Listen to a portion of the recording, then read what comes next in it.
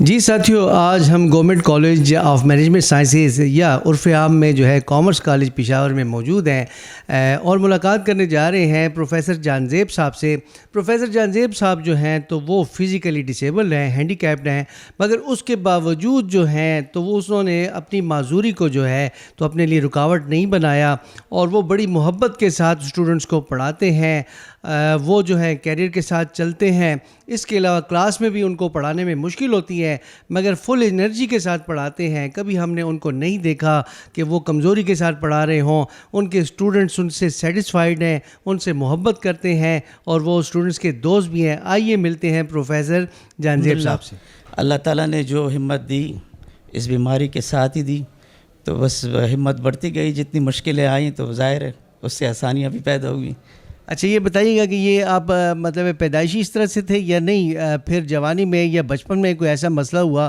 یہ ذرا ہمارے ناظرین کو بتائیے گا۔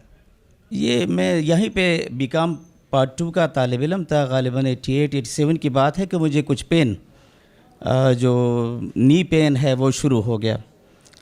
تو جب ٹریٹمنٹ وغیرہ کرائی تو انہوں نے جب ڈائگنوز کیا تو کہا کہ اس کی غلط ٹریٹمنٹ ہو چکی ہے شروع میں کچھ میڈیسن کے غلط میڈیکیشنز کی وجہ سے، اور یہ فیوز ہو جائیں گے آپ کے ہپ جوائنٹس جب آپ کی عمر تقریباً 25 سال ہو جائے گی۔ تو جب جیسے عمر 25 سال ہو گئی تو جوائنٹ فیوز ہو گئے ایز پر جو انہوں نے بتایا تھا کہ اس طرح سے ہوگا۔ تو مجھے ایک جگہ پہ بیٹھنا پڑ گیا اور وہ عرصہ تقریباً بڑا مشکل تھا، 94 سے 98 تک کا جو عرصہ تھا، کیونکہ اس پہ تقریباً میں بیڈ پہ تقریباً تھا۔ مسئلہ یہ تھا کہ جو میرے اساتذہ تھے اور جو میرے دوست اور قریبی احباب تھے وہ سارا انکریج کرتے رہے اس دوران میں، اور وہ جو بیڈ کا عرصہ تھا وہ اس میں بھی زیادہ تر مطالعے میں وقت گزرا۔ اللہ تعالیٰ کا یہ کرم رہا کہ مایوسی میرے قریب نہیں آئی، لوگوں نے امید دلائی، والدہ نے بڑی خدمت کی، اور ان کی دعاؤں کے تو پھیلی یہی کچھ ہوا کہ دوبارہ سے ایک 98 میں دوبارہ بیڈ سے اٹھ کے دوبارہ چلنے کے قابل ہو گیا۔ وہ چیزیں تمام میں بھول گیا کہ میں نے اتنا عرصہ جو ہے وہ 94 سے 98 تک بیڈ پہ گزارا، حالانکہ اس کا ابتدائی دور بڑا ٹف تھا۔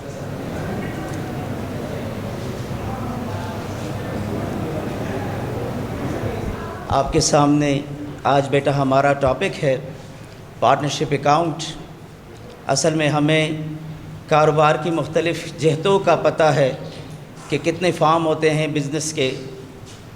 بزنس کے فارم ہوتے ہیں بنیادی طور پہ 3: سول ٹریڈر، پارٹنرشپ اور جوائنٹ اسٹاک کمپنی۔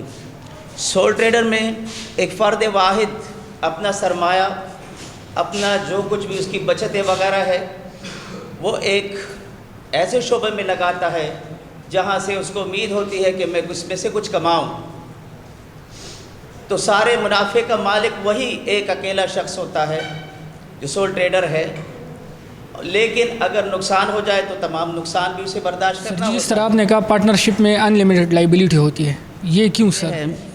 کہ جب یہ ذاتی حیثیت میں اور فرم کی حیثیت میں کسی سے قرضہ لیں گے تو اگر قرضے کی مقدار بڑھ گئی تو نہ صرف کاروبار کے ایسٹس کو بیچ کر قرضہ اتارا جائے گا بلکہ ان کی ذاتی چیزوں کو بھی اس میں دائرے میں لایا جائے گا۔ یہ قانونی نقطہ ہے کہ ان کی ذاتی جائیداد و املاک بھی بچ نہیں سکیں گی، پھر لائبلٹیز کی ادائیگی۔ سر پارٹنرشپ میں کتنے ممبرس کا شامل ہونا ضروری ہوتا ہے؟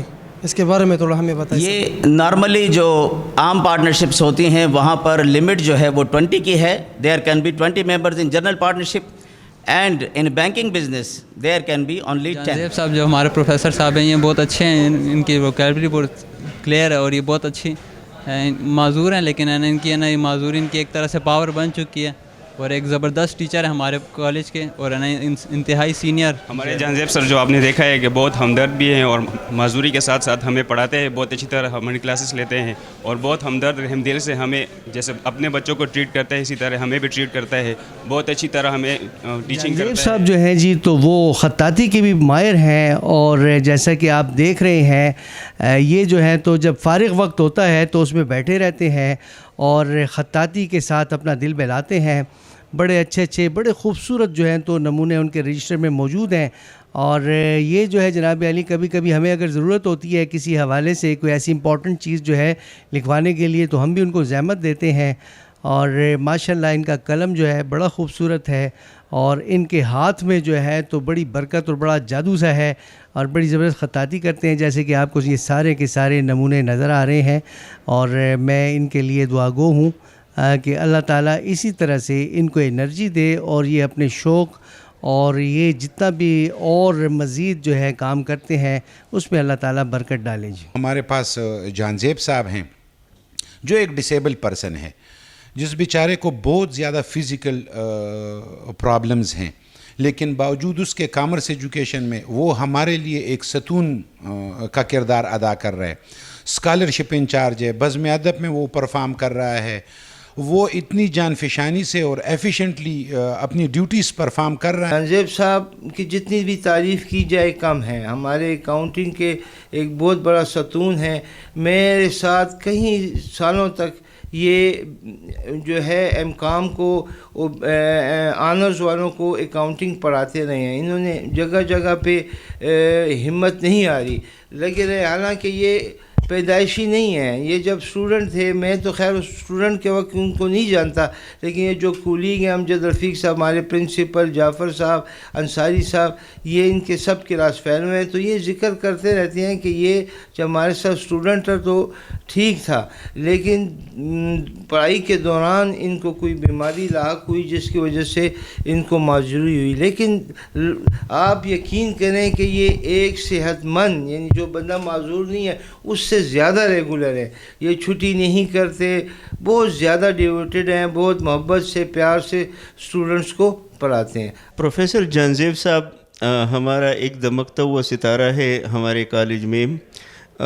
ڈسیبلٹی یہ اللہ کی طرف سے ایک آزمائش اور امتحان ہے، لیکن پروفیسر جان زیب صاحب جو ہیں وہ بڑے قابل اساتذہ میں شمار کیے جاتے ہیں، اور ان کی جو گراں قدر خدمات ہیں اس سلسلے میں، جو گراں قدر خدمات ان کی ہیں اس کالج میں، وہ بھی ماشاءاللہ بے مثال ہیں. ماشاءاللہ ریگولر آتے ہیں کالج میں، باقاعدہ اپنا ڈیوٹی ٹائم یہاں پر گزارتے ہیں، اور چھٹی سے جب چھٹی کا ٹائم ہوتا ہے تو وہ یہاں کالج کے اندر ٹائم گزارتے ہیں، پھر یہاں سے جاتے ہیں.